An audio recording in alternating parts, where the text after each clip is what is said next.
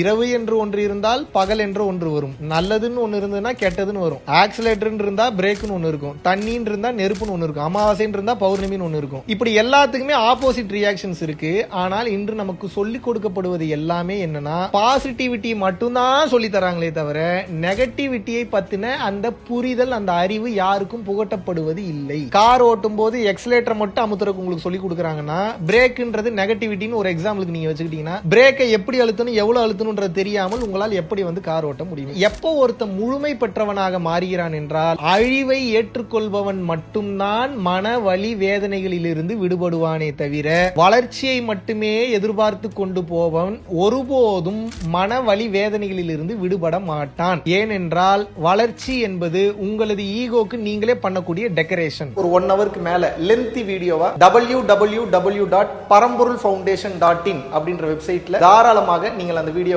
பார்த்து தெரிந்து கொள்ளலாம். நன்றி, வணக்கம்.